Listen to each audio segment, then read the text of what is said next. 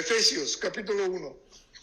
Entonces, vimos quiénes somos en Jesús cuando nosotros vinimos a Cristo, cuando le entregamos nuestras vidas, cuando nacimos de nuevo, cuando confiamos en Jesús para la salvación de nuestras almas. Entonces nos escogió, versículos 3 y 4, nos adoptó, versículo 5, nos aceptó en su familia, versículo 6, nos redimió y nos perdonó, versículo 7, nos reveló la voluntad de su Padre. Y esto es muy importante. Bueno, ya tocamos ahí, no voy a regresar. Nos reveló la voluntad de su Padre, versículos 8, 9 y 10, y nos hizo herederos. Hoy vamos a regresar un poquito a tocar esto de los herederos hacia el final del capítulo.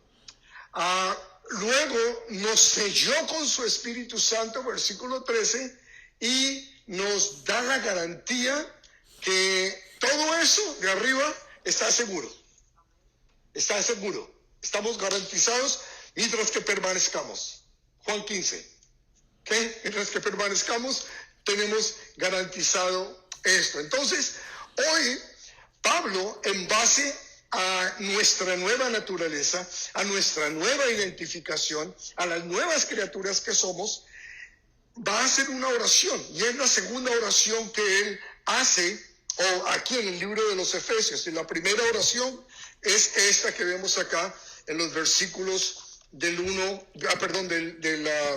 15 al 23, que es oración por entendimiento, y luego va a hacer otra oración que está en el capítulo 3, versículos del 13 al 21, que es oración por capacitación, para que lo que hemos recibido, entonces ahora el Señor nos dé la gracia de vivirlo, de ponerlo en práctica en la vida diaria. Entonces, esta oración es para que conozcamos, y la otra oración del capítulo 3 es para que seamos. ¿Okay? Vamos entonces a ver rápidamente esta oración cómo está dividida. Primero nos va a orar para que ahora que somos nuevas criaturas, ahora que nos identificamos con Dios Padre a través de la obra salvífica de Cristo, en el poder del Espíritu Santo, podamos tener entendimiento espiritual. Y esto es muy importante, porque si se acuerdan, antes de Cristo, las cosas espirituales para nosotros eran como griego. ¿Okay? Vamos a ver un poco más de eso. Va a orar para que podamos conocer la esperanza de nuestro llamamiento, para que sepamos qué es lo que nos espera en el camino, qué es lo que nos depara en esta nueva vida, en este caminar con Cristo. Luego va a orar para que conozcamos las riquezas de su herencia. Les decía que vamos a regresar a esto de la herencia, para que entendamos qué es lo que somos verdaderamente, a qué familia pertenecemos. Y por último, para que podamos conocer su poder. Pero hay algo muy importante, no es solamente conocerlo, es hacer uso de él. ¿Ok? Así que, ¿cuántos están listos para empezar?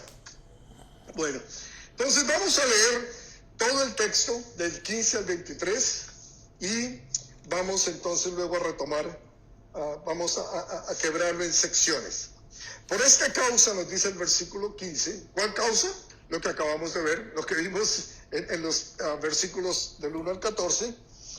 También yo, habiendo oído de vuestra fe en el Señor Jesús y de vuestro amor para con todos los santos, no ceso de dar gracias por vosotros, haciendo memoria de vosotros en mis oraciones, para que el Dios de nuestro Señor Jesucristo, el Padre de gloria, os dé espíritu de sabiduría y de revelación en el conocimiento de Él, alumbrando los ojos de vuestro entendimiento, para que sepáis cuál es la esperanza a la que Él os ha llamado y cuáles las riquezas de la gloria de su herencia en los santos, y cuál la supereminente grandeza de su poder para con nosotros los que creemos, según la operación del poder de su fuerza,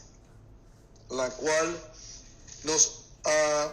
operó en Cristo, resucitándole de los muertos y sentándole a su diestra en lugares celestiales, sobre todo principado y autoridad y poder y señorío, y sobre todo nombre que se nombra, no solo en este siglo, sino también en el venidero. Cuando habla de este siglo se está refiriendo en este tiempo, que no el siglo XXI, sino en esta era. Y sometió todas las cosas bajo sus pies, y lo dio por cabeza sobre todas las cosas a la iglesia, la cual es su cuerpo, la plenitud de aquel que todo lo llena en todo. ¡Wow! Vamos a tratar de entender qué es toda esta información que Pablo nos da sin respirar. Coma. No hay puntos. Bueno, entonces, por esta causa, por lo que Dios ha hecho con nosotros, Él, habiendo escuchado la fe que tenían los efesios en Cristo Jesús, que era la misma fe que nosotros tenemos o que debemos tener, que es la que ha puesto toda nuestra confianza en el Señor. Porque acuérdense, y lo hemos repetido aquí, y no sé cuántas veces más lo voy a repetir porque es necesario repetirlo, que creer no es suficiente. Creer no lo es todo, porque Santiago nos dice que aún los demonios creen. Y por lo menos son mejores que los muchos humanos, porque al menos tiemblan delante de él. ¿Sí? Entonces, lo que Pablo está diciendo acá es que ellos creyeron en la obra salvífica de Jesucristo por cada uno de ellos como miembros de la iglesia en Éfeso, y nosotros como cada uno de nosotros como miembros del cuerpo de Cristo hoy en el siglo XXI. Entonces, Pablo da gracias que esta gente no solamente tuvo un ejercicio del intelecto al decir, sí, Jesús fue un personaje que vivió hace como 30, 40 años para ellos, para nosotros 2000 años atrás, y sí, le decían al Mesías, hizo milagros, era un gran maestro, un profeta. Cuando nosotros hablamos de Jesús como hablan la mayoría de inconversos o otras religiones en donde ponen a Jesús, creen ponerlo en un lugar muy alto, al decir que era un gran maestro, al decir que era un gran profeta, al decir que era un gurú, todas estas cosas lo único que hacen es minimizar su grandeza, porque Jesús claramente dijo que él era Dios. Antes que Abraham fuese, yo soy. No dijo yo fui, sino yo soy. Y los judíos entendieron perfectamente a lo que se estaba refiriendo él, al punto en que tomaron piedras para apedrearlo. ¿Por qué? Por blasfemo. Porque siendo hombre, se hacía igual a Dios. Porque tuvo el poder y la autoridad de perdonar pecados. Tus pecados te son perdonados, le dijo al que bajaron por el techo. Y obviamente él, siendo Dios, teniendo palabra, conocimiento y de sabiduría, entendió que los otros lo que estaban pensando y les dijo, ¿qué es más fácil? Decir, tus pecados te son perdonados, o levántate y anda. Bueno, para que sepan que el Hijo del Hombre tiene poder para perdonar pecados, levántate y anda. Toma tu camilla, vete. Entonces, Jesús, en ese Jesús fue en el que ellos creyeron, y es la oración mía, que sea el mismo Jesús en el que ustedes también creen. El Jesús que, nacido de virgen, en el tiempo indicado, Dios se hizo hombre al nacer de una virgen, sin el pecado original que todos los seres tenemos, porque somos descendientes de Adán, él no. Entonces, al él nacer no de la unión de un hombre pecador con una mujer pecadora, sino siendo concebido por obra del Espíritu Santo en un cuerpo humano, se hace Dios al ser concebido por el Espíritu Santo y hombre en el cuerpo de una mujer.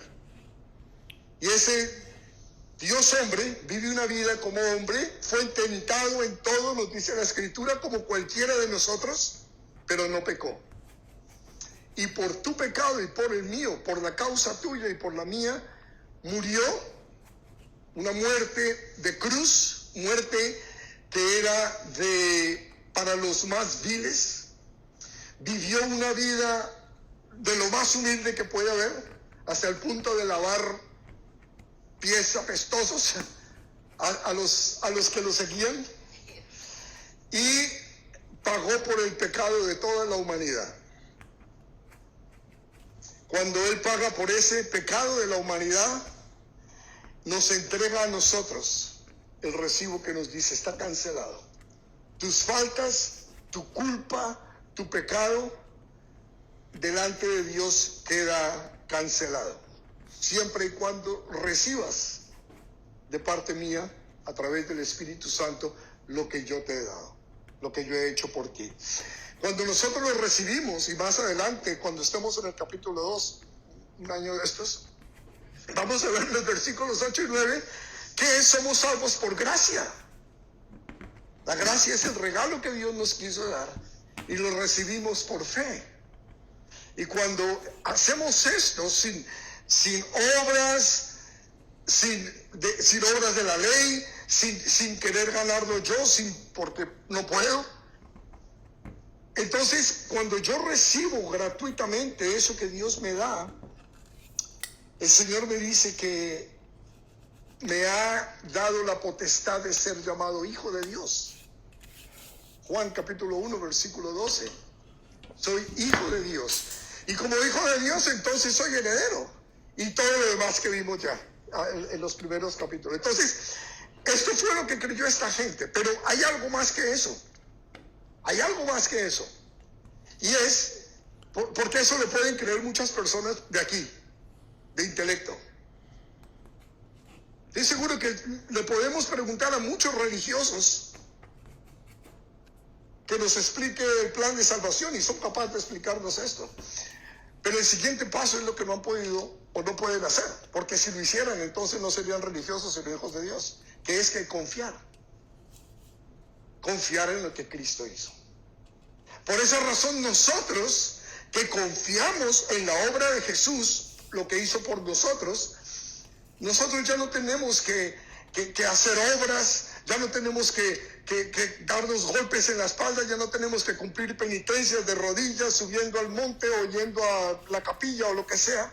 Nosotros confiamos en que el día en que el Señor nos llame, si es hoy, si es en este momento, ¿qué va a pasar? ¿Cuál es nuestro siguiente paso? Estar en la presencia del Señor. Y no por lo que nosotros hayamos hecho, por lo que Él hizo.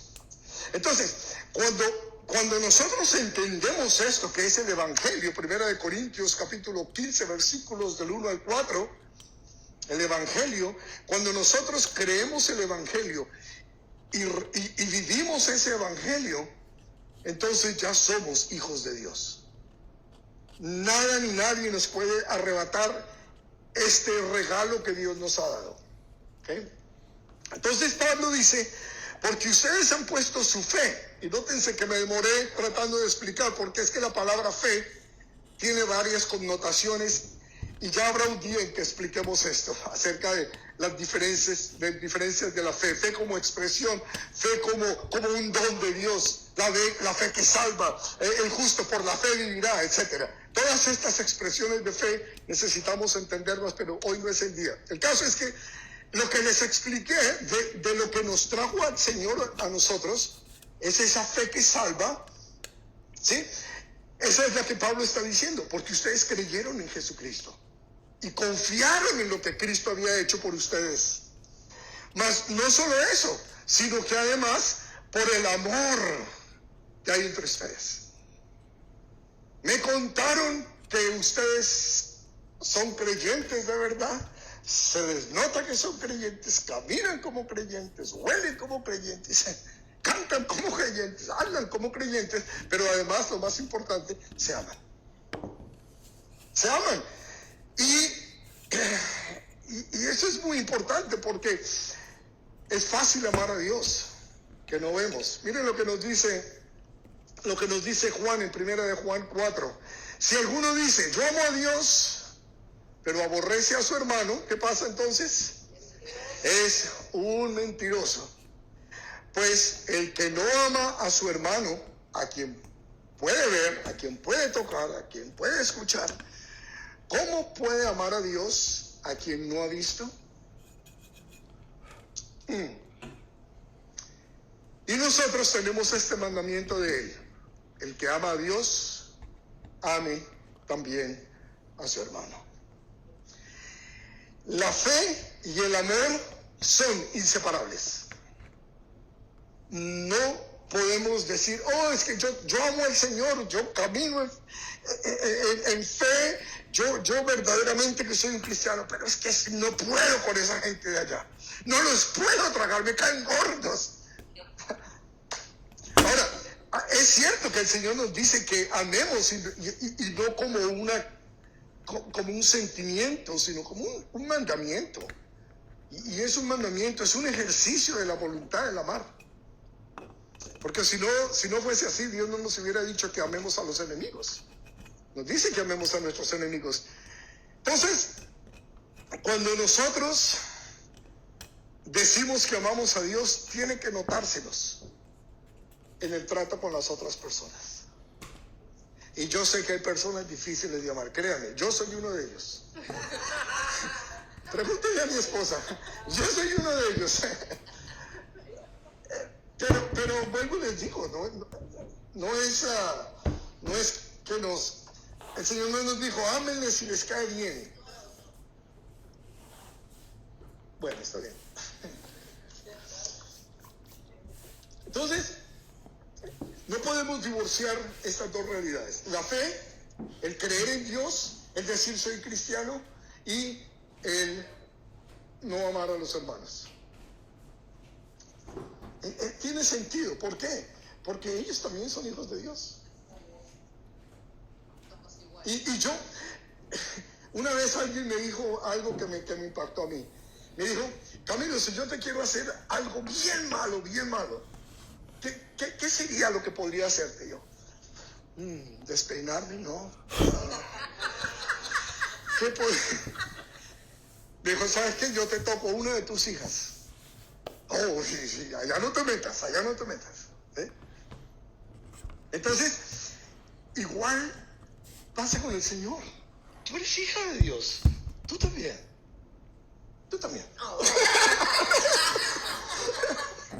Entonces, si yo amo a Dios, tengo que amarlos a todos ustedes. Porque indirectamente, al no amarlos a ustedes, estoy denigrando a Dios. Ahora, miren lo que dice Juan, el mismo Juan, pero esta vez en el Evangelio, en el capítulo 13. Un mandamiento nuevo os doy. ¿Cuál es el mandamiento antiguo, el mandamiento viejo? No, me refiero con respecto ese era también, sí, pero con respecto al amor hacia los demás. Dice, un mandamiento nuevo. Y amarse como a ti mismo. Ese era el antiguo. Tienes que amarte como a ti mismo. Pero el nuevo, en caso de que haya alguien que diga, yo no me amo a mí mismo, por eso no te amo, porque yo no me amo. ¿Podría pasar eso? O sea, pero es imposible, pero alguien podría decir eso. Yo no te amo porque el mandamiento es que te ame como a mí mismo, pero yo no me amo, entonces no te amo. Entonces Jesús, previniendo que eso iba a pasar, dijo, un mandamiento nuevo os doy: que os améis unos a otros como yo os he amado. Ahí sí, Ahí sí no hay vuelta, ¿cierto? Como yo os he amado, que también os améis unos a otros. En esto conocerán todos que sois mis discípulos, si tuvierais amor los unos con los otros. El amor es lo que nos identifica. Yo sé que algunos de ustedes a lo mejor vendrán o a lo mejor irán a alguna iglesia que le diga, no, hablar en lenguas es lo que te identifica, que recibiste al Espíritu Santo. O lo que te identifica, que eres hijo de Dios, que recibiste al Espíritu Santo, que Cristo vive en ti, es el amor. Es el amor. 1 Corintios 13, y ya llegaremos un día de estos allá también, y vamos a expandir y vamos a entrar allá. Por ahora, sepamos que es el capítulo del amor. 1 Corintios 13, pero antes de 1 Corintios 13, al final del versículo 12, hablando de la profecía, hablando de, miren lo que dice, porque a mí se me olvida hasta cómo me llamo. ¿Cómo? Pero mira cómo termina el capítulo 12 de 1 Corintios. Vosotros vosotros pues, yo me estoy haciendo español, sois el cuerpo de Cristo y miembros cada uno en particular. Y unos puso Dios en la iglesia, primeramente apóstoles, luego profetas, maestros, los que hacen milagros, los que sanan, los que ayudan, los que administran, los que tienen el don de lenguas. Y la pregunta que hace, ¿son todos apóstoles? No, ¿cierto? Es lógico. ¿Son todos profetas? No. Ok. ¿Todos maestros? ¿Hacen todos milagros? ¿Tienen todos dones de sanidad? ¿Hablan todos lenguas? ¿Hablan todos lenguas? Okay. ¿Interpretan todos? Y miren lo que dice. Aquí es donde quería llegar, yo no sé por qué le hice tanta arandela. 31. Procurad pues los dones mejores. ¿Cuáles son los dones mejores? Profetizar, hablar en lengua, interpretar lenguas, administración, maestros, sana, etc. Procuren esos dones. Mas yo os muestro un camino más excelente. ¿Cuál es? Capítulo 13. El amor. Acuérdense que cuando se escribió no había capítulos ni versículos, entonces entra de una vez a hablar del amor. Entonces, esto es la esencia de nuestra vida cristiana. Y yo sé que todos todavía tenemos mucho que trabajar en esta área. Especialmente yo. Mucho.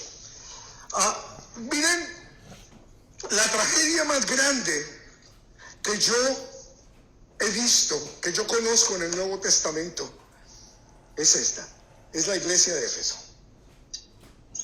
La iglesia de Éfeso, en la cual Pablo está diciéndoles, y lo leo otra vez para que no se nos olvide, por esta causa yo también, habiendo oído de vuestra fe en el Señor Jesús y de vuestro amor para con todos los santos, no ceso de dar gracias por vosotros, haciendo memoria de vosotros en mis oraciones, para que Dios nuestro Señor, etcétera, etcétera. Pablo está gozoso. Imagínense ustedes que su hijo viene de la escuela después de que no pasaba absolutamente nada, y de pronto llega con todas ¿cómo te sientes? ¡Wow! Eso es lo que está sintiendo Pablo. Después de ser paganos, adoradores de la diosa Diana, viviendo en un mundo peor que el que nosotros.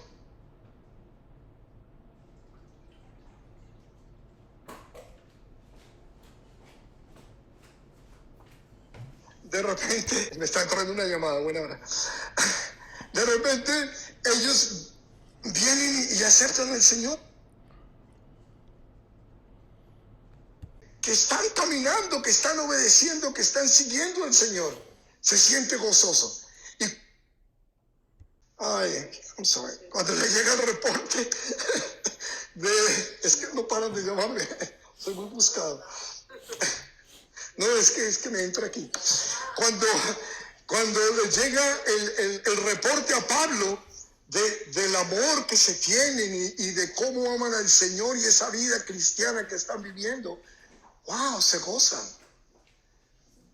Pero ya están leyendo allá, ¿cierto? Ya los vi a ustedes, así que no me están poniendo atención si me están mirando allá. esta fue la carta que escribió el Señor Jesús. La carta a las 7 iglesias, la primera de las 7, a Éfeso. ¿Cuántos años han pasado? Yo esta mañana estaba haciendo cuentas. No han pasado 30 años, o sea, una generación. La gente a la que Pablo le escribió amaban al Señor, se amaban entre ellos, pero no amaban a sus hijos, porque no le pasaron el legado. Porque los hijos son estos, los que el Señor más tarde les escribe. Mire lo que les dice: yo conozco tus obras y tu arduo trabajo y paciencia, y que no puedes soportar a los malos, y has probado a los que se dicen ser apóstoles y no lo son, y los has hallado mentirosos. Tenían una doctrina perfecta, conocían la Escritura a la perfección.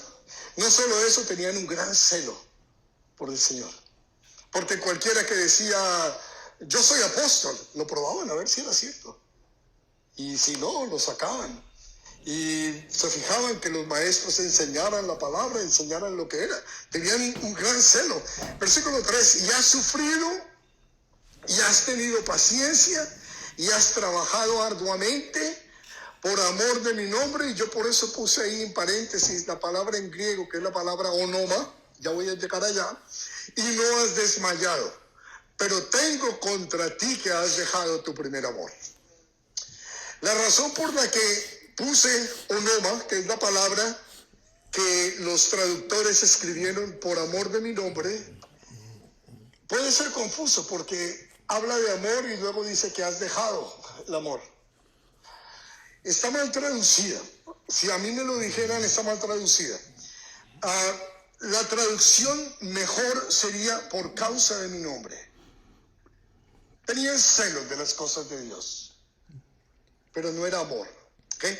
Esa palabra onoma se usa en otras citas también. Por ejemplo, Mateo 10, 22.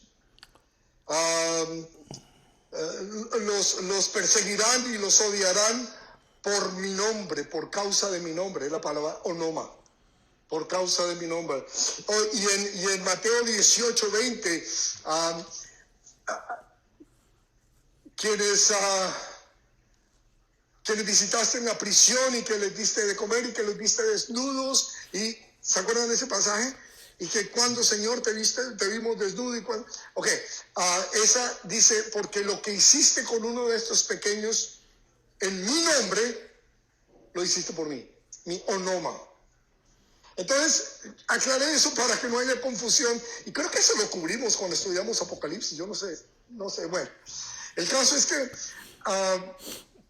estas personas sufrieron por su religión, como muchos sufren por su religión hoy en día, la defienden, y yo creo que les he contado mi testimonio ya en ocasiones. Cuando nosotros salimos de la iglesia tradicional con mi esposa, casi que nos sacan a patadas. Los últimos 2 años de estar en la iglesia tradicional enseñando la palabra de Dios, yo tenía que estacionar mi carro de tal manera que lo pudiera ver mientras que enseñaba, porque ya me habían amenazado. porque no enseñaba acerca de la Virgen María y porque no enseñaba acerca de catecismo, ninguna de estas cosas. O sea, yo sé lo que es el celo religioso. Lo viví en carne propia. Y eso es lo que estas personas parece que están haciendo.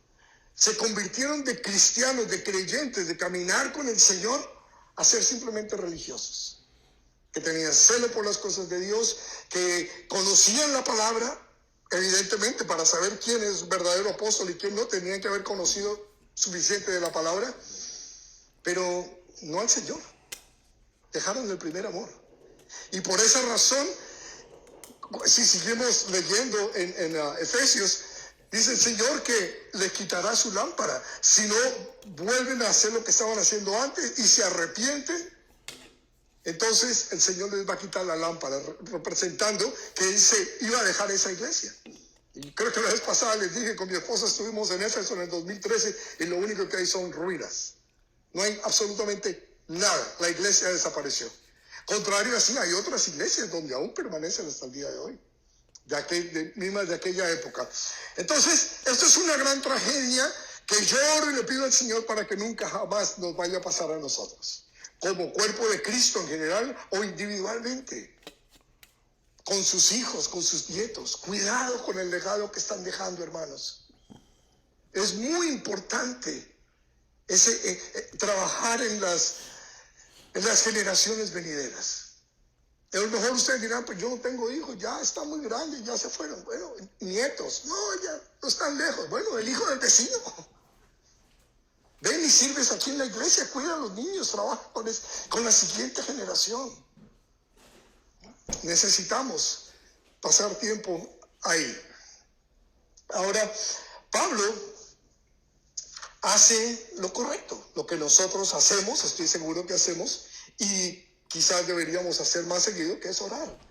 Entonces Pablo, al darse cuenta de esto, le da gracias a Dios y evoca a esta iglesia para decirle: Señor, gracias porque me llegó la noticia del amor tan grande que te tienen, me llegó la noticia de que se aman entre ellos y que confían en ti, que están totalmente confiados en lo espiritual, en que son hijos, en que son herederos, en que son criaturas nuevas, en que han sido predestinados, en que han sido escogidos.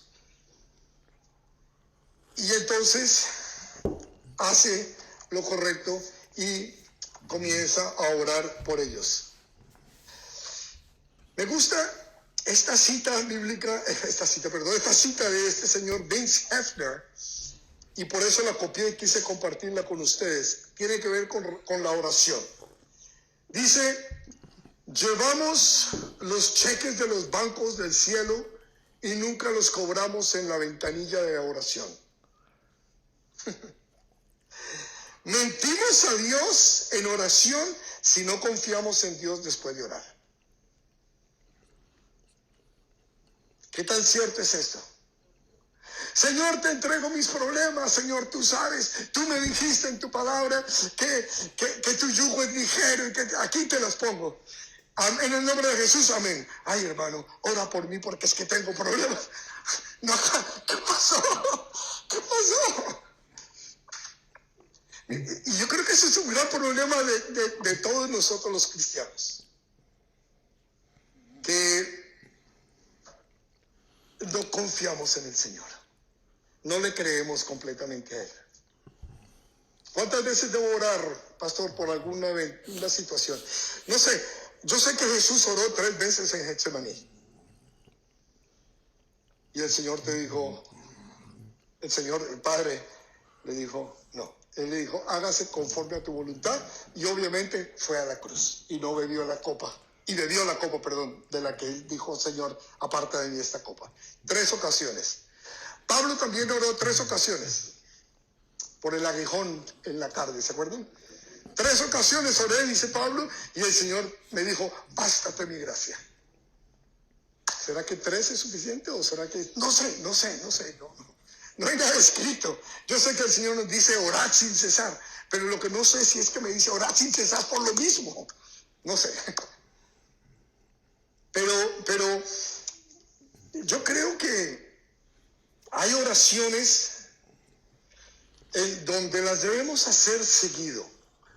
Por ejemplo, por nuestros hijos, por su caminar, por nuestros nietos. Señor, que el día de mañana, porque ya no lo estoy pidiendo por ayer, estoy pidiendo por mañana, que vayan, que regresen con bien, sin ningún contratiempo.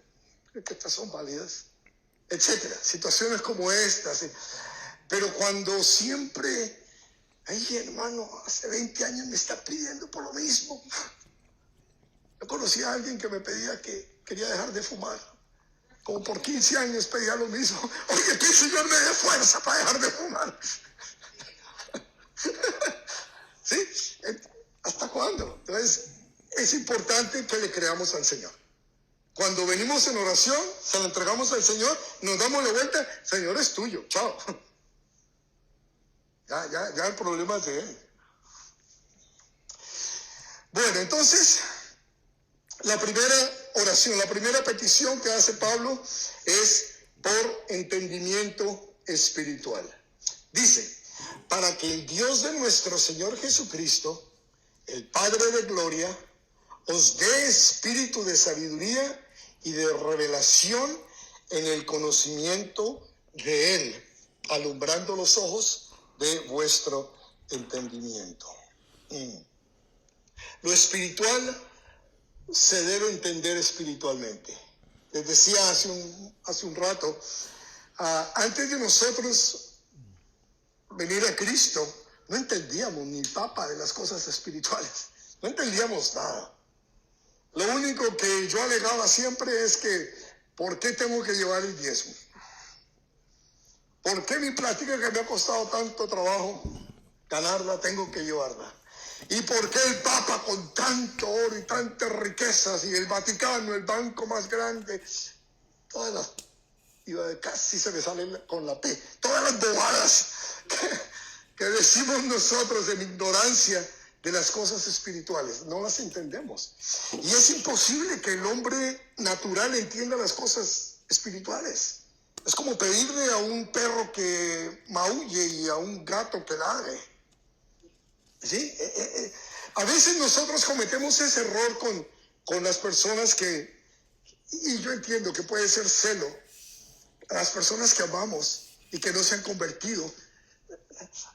No fumes, ve a la iglesia, cásate, todas estas cosas, porque queremos que vivan como creyentes cuando no son creyentes.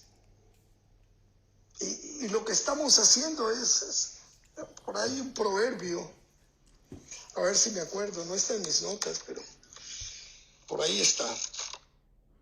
Dice que al necio no tratemos de corregirlo en su camino y que no tratemos de hablarle cosas espirituales a la persona que no entiende nada espiritual. Entonces, es importante nosotros saber que ahora sí conocemos, ahora sí entendemos, ahora sí sabemos las cosas espirituales y por tal razón, entonces somos responsables de nuestras decisiones. 21. Hoy conocemos del Señor, conocemos es el 26. El caso es que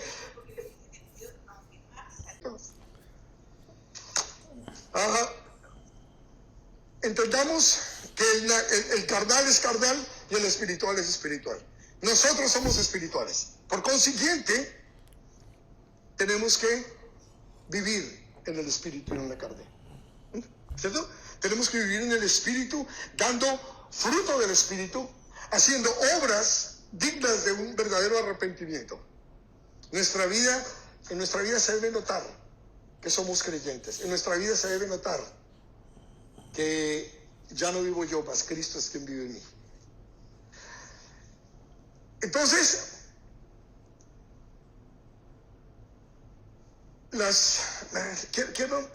miren esta cita bíblica. Creo que es muy diciente. Antes bien, como está escrito, estoy leyendo 1 Corintios 2, del 9 al 16. Cosas que ojo no vio ni oído oyó, ni han subido en corazón de hombre, son las que Dios ha preparado para los que le aman. ¿Qué cosas? Las que el hombre natural no pudo entender, las que nosotros en nuestra condición natural no comprendíamos ni entendíamos. Versículo 10, pero Dios nos la reveló a nosotros. ¿De qué manera? Por el Espíritu.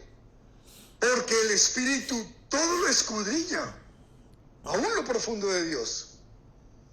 Porque ¿quién de los hombres sabe las cosas del hombre sino el Espíritu del hombre que está en él? Así tampoco nadie conoció las cosas de Dios sino el Espíritu de Dios. Y nosotros no hemos recibido el Espíritu del mundo, sino el Espíritu del que proviene de Dios, para que sepamos lo que Dios nos ha concedido. Lo cual también hablamos, no con palabras enseñadas por sabiduría humana, sino con las que enseña el Espíritu, acomodando lo espiritual a lo espiritual. Por eso les digo, nosotros, está bien que no seamos teólogos, está bien que no hayamos ido a un seminario, está bien que seamos recién convertidos, pero el Espíritu de Dios ya mora en nosotros. Y ese Espíritu es el Espíritu de verdad. No espíritu sino el Espíritu de la verdad, ¿sí? En Él conocemos la verdad. Dice en el 14, pero el hombre natural no percibe las cosas que son del Espíritu de Dios, porque para él son locura, y no las puede entender porque se han de discernir espiritualmente.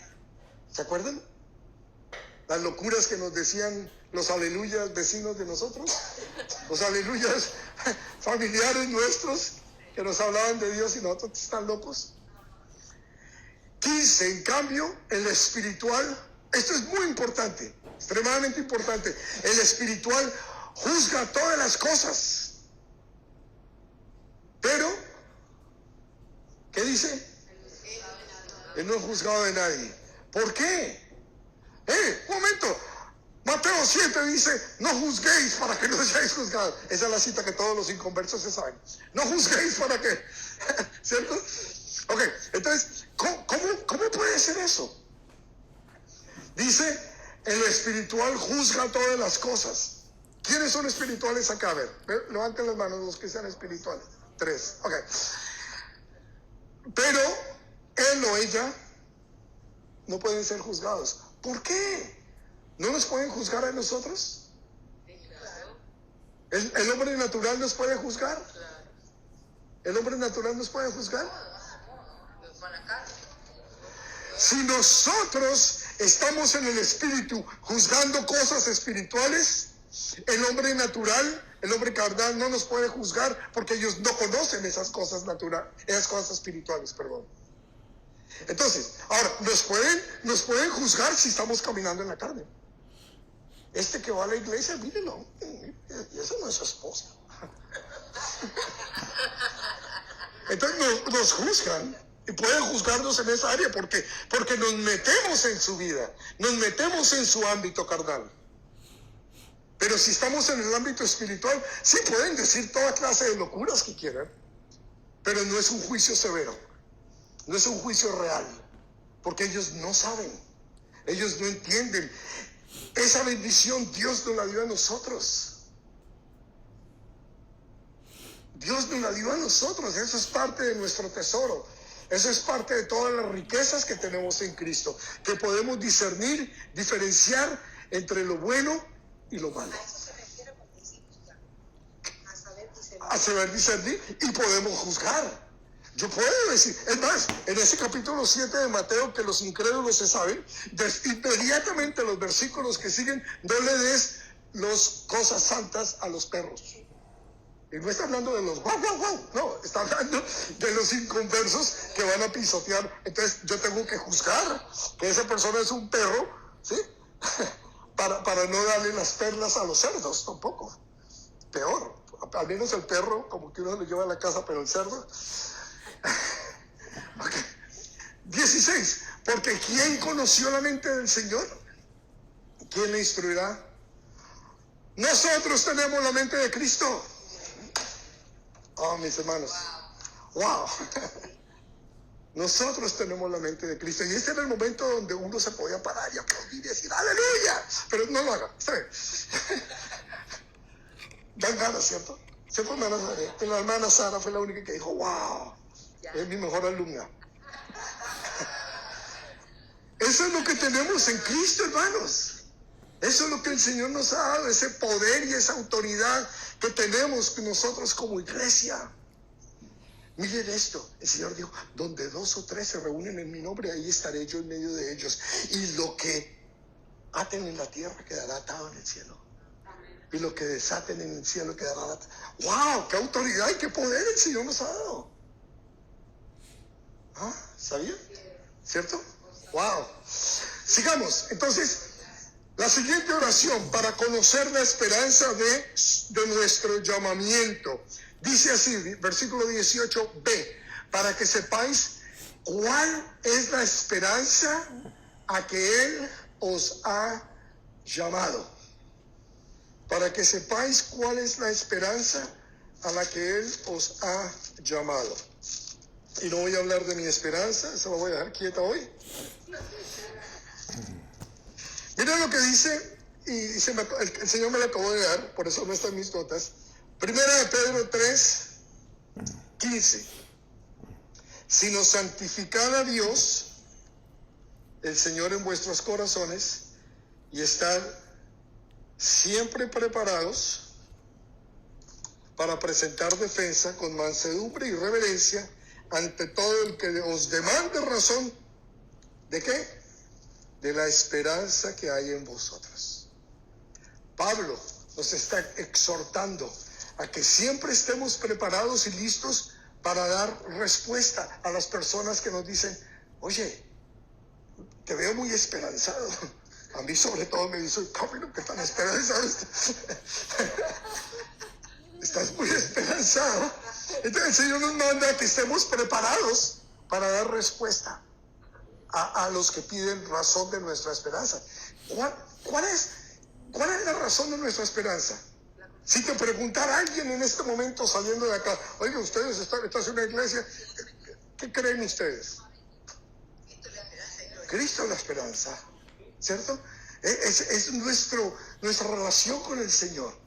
El que siendo malos, Él fue capaz de morir por nosotros. El que siendo sus enemigos, aún siendo sus enemigos, Él dio la vida por nosotros, sin esperar nada a cambio, absolutamente nada.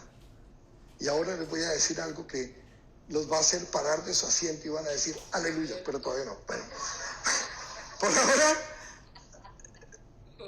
para que sepáis cuál es la esperanza a que Él os ha llamado. ¿Cuál llamamiento? ¿Cuál es el llamamiento que el Señor nos ha dado? Para esto tuve que regresar a los versículos de 4 al 6 para poder entender, y les puse en amarillo. La próxima vez se las traigo en plastilina, más fácil de entenderla, ¿okay? El llamamiento es que Él nos escogió para que fuésemos santos y sin mancha, para que fuésemos adoptados hijos suyos para la alabanza de la gloria de su gracia. Ese es el llamamiento que tenemos nosotros. A eso te llamó el Señor, mi hermana Sara. A eso te llamó el Señor, mi hermana Jessica. También Luz. Sandra. Tú también. Él nos escogió para que fuésemos santos y sin mancha. Ya vimos de lo que eran los santos. Ahora más tarde les doy un poquito más acerca de lo que es los santos.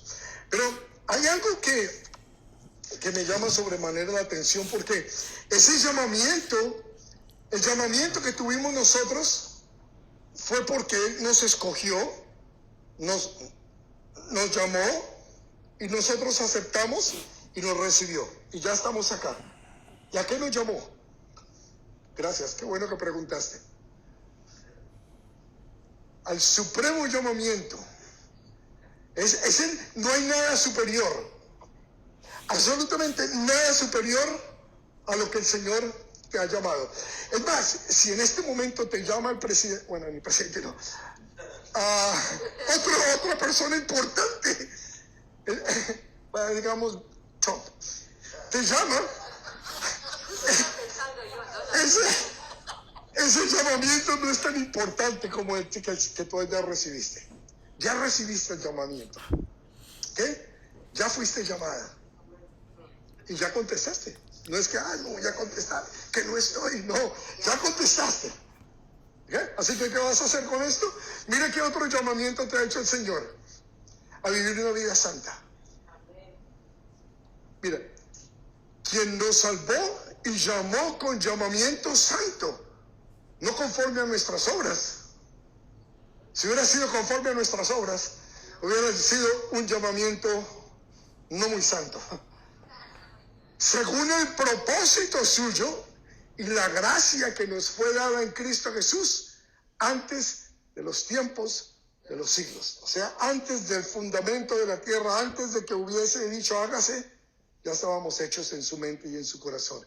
Ya nos había llamado. Segunda de Timoteo 1:9. Y otro llamamiento. Ay, mis hermanos, ¿qué más? ¿Qué más quieren? Llamamiento celestial. Miren, en Hebreos 3:1, por tanto, hermanos santos, participantes del llamamiento celestial considerada el apóstol y sumo sacerdote de nuestra profesión, Cristo Jesús. Entonces, llamamiento supremo, llamamiento santo y llamamiento celestial. ¿Y qué nos dice Pablo con respecto a este llamamiento? En el capítulo 4, versículo 1 nos dice: entonces os ruego que andéis como es digno de la vocación, o sea, del llamamiento con que fuisteis llamados. Y en caso que se les haya olvidado cuál fue el llamamiento, ahí está otra vez. Por si quieren tomar nota, por si quieren tomar foto, me avisan para peinarme.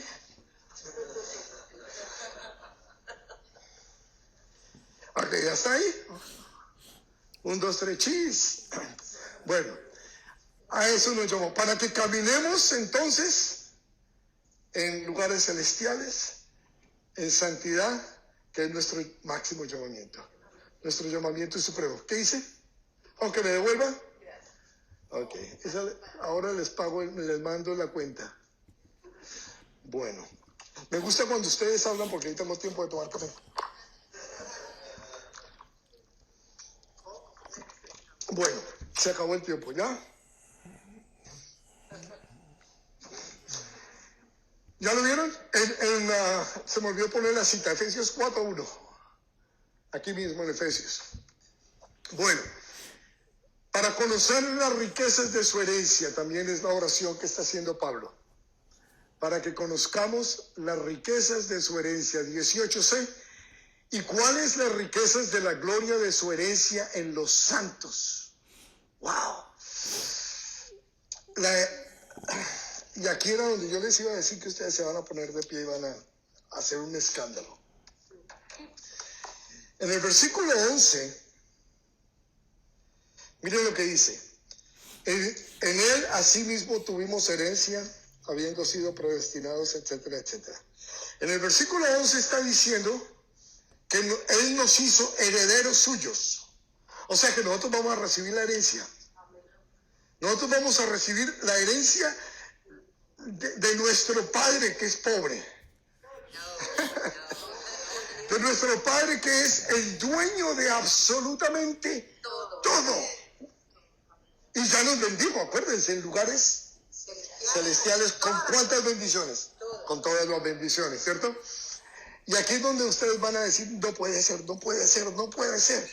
Porque mire, las riquezas de la gloria de su herencia en los santos. ¿Saben qué está diciendo ahí?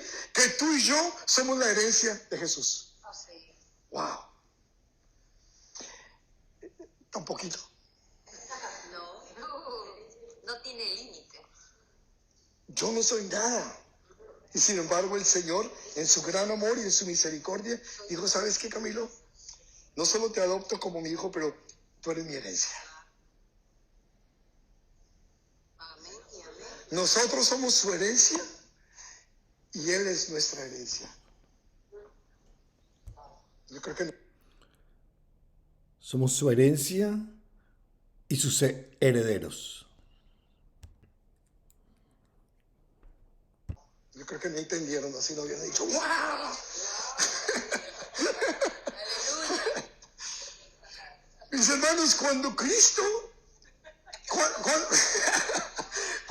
cuando nosotros vinimos a Cristo, el Padre le dijo: eso es lo tuyo, esa es tu esposa, esa es tu amada, por ella fue que tú muriste, eso es todo tuyo.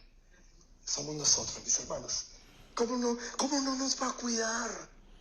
¿Cómo no nos va a amar? ¿Cómo no se va a interesar por la hija y el yerno de mi hermanita? ¿Cómo no se va a interesar por la enfermedad tuya? ¿Cómo no se va a interesar por los problemas con tus hijos, con tus nietos? Si tú eres de Él, tú eres esa criatura por quien Él murió. Él murió por ti porque te ama. No te va a abandonar. No. Tú y yo, nosotros, la iglesia, somos la herencia de Jesús. Nosotros en el versículo 11, Él nos adoptó y recibimos su herencia. Pero al adoptarnos ahora nosotros somos la herencia que el Padre le dejó al Hijo. Wow. Sigamos, porque Nos sentimos bien. tanta riqueza. Muy rico. Claro. Y la otra, para conocer su poder. Pablo ora para que nosotros podamos conocer el poder de Dios. Y miren lo que dice, versículos 19 al 23, y con esto terminamos el capítulo.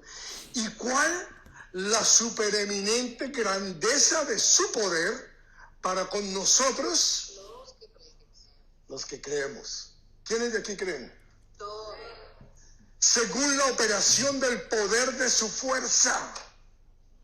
Dunamis, el poder de donde sale la palabra dinamita y todas estas cosas poderosas, la cual operó en Cristo, resucitándole de los muertos y sentándole a su diestra en los lugares celestiales, sobre todo principado y autoridad y poder y señorío, y sobre todo nombre que se nombra no solo en este siglo, sino también en el venidero.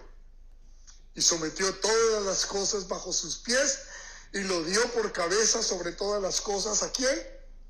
A nosotros, la iglesia, la cual es su cuerpo, la plenitud de aquel que todo lo llena en todo. Mis hermanos, ese poder que resucitó a Cristo de entre los muertos es el mismo poder que cuando Dios habló hizo la tierra, hizo los cielos, hizo la luna, las estrellas, creó los peces, creó las aves, creó todo con el poder de su palabra. Ese mismo poder, que es el poder del Espíritu Santo, fue el que Dios utilizó para engendrar en María a esta criatura que iba a ser llamado Dios, Emmanuel, Dios con nosotros. Es el mismo poder que vino sobre Jesús para poder resucitar a Lázaro, para poder sanar al paralítico, para poder sanar a la mujer con el flujo de sangre y resucitar a las niñas de 12 años. Es el mismo poder que resucitó a Cristo entre los muertos. Tú y yo lo tenemos. Ahí está. La supereminente grandeza de su poder para con nosotros los que creemos. Y la oración de Pablo no es para que lo tengamos, es para que lo creamos. Que creamos que lo tenemos. Por eso, mis hermanos, nosotros en Cristo tenemos poder sobre el pecado. Podemos decirle no al pecado. En Cristo tenemos poder sobre la muerte, sobre el mundo, sobre Satanás, sobre todas aquellas cosas que quieren enseñorearse de nosotros. Nosotros somos victoriosos, no solo aquí en la tierra, en lugares celestiales, como nos dice en los primeros versículos. En los lugares celestiales. ¿Y cuál es la condición? La condición es creer, ser santo. ¿Ok? Ahora,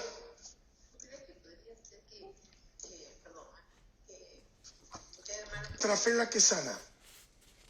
No es nuestra fe la que sana.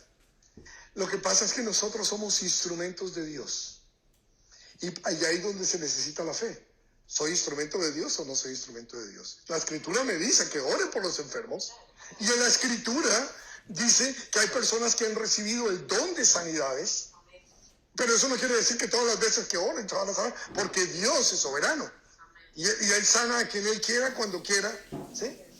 Pero nosotros creemos y obedecemos, porque creemos. Y además obedecemos porque le amamos. Y como le amamos y como le creemos, entonces lo hacemos. Y ya se lo dejamos a Él. Él decide. Ahora, Él conoce los corazones. A mí me ha pasado, yo he orado por muchas personas y se han sanado. He orado por otras y se han muerto. Pero no depende del ser humano, no depende de la persona, depende de Él. Bendito por los siglos de los siglos, que Él es el Todopoderoso, Él es el que sana, Él es el que da vida, Él es el que restaura. Vuelvo y digo, nuestro llamado es creerle y obedecer. ¿Sí? Ahora, habla de los santos. Y la semana pasada hablamos de los santos, que de donde venimos la mayoría en la iglesia tradicional, los santos tienen que ser muertos. Una persona no es beatificada hasta que no sea santa. ¿Y para qué queremos un santo? Muerto. Y el Señor le está hablando a los santos. Nótense en el versículo 1, el apóstol Pablo, Jesucristo por la voluntad de Dios, a los santos y fieles. Y luego aquí, una vez más, en el versículo, ¿dónde está que no lo veo? Bueno, lo que sea. Ustedes aquí en el versículo...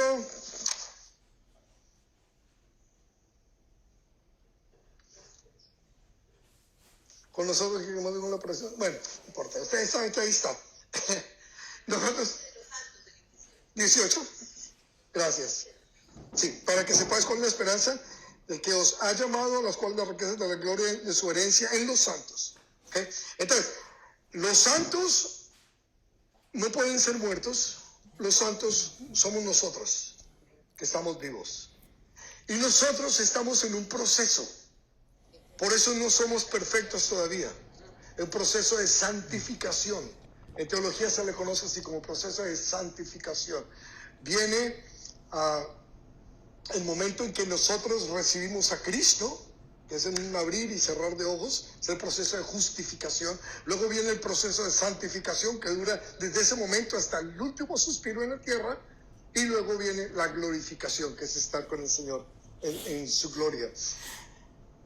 ¿Para qué quiere Dios santos muertos? Los santos somos vivos, somos nosotros. Nosotros que no necesitamos ser canonizados porque ya somos santos. Ahora, ¿qué pasa cuando las personas se mueren? Cuando las personas se mueren, nos dice Hebreos 9:27, está establecido para los hombres que mueran una sola vez y después de esto, el juicio.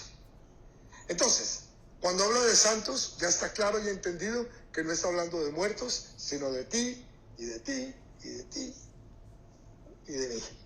Cada uno de nosotros. Amén. Así que esto es lo que el Señor tiene para nosotros, mis hermanos. Qué gran bendición. En un solo capítulo todo lo que hemos visto. Wow. Padre, te damos a ti y solamente a ti la gloria, la honra, la alabanza. Y delante de ti, Señor, se dobla cada rodilla de los que están en el cielo y en la tierra y debajo de la tierra. Y confesarán que tú eres el Señor.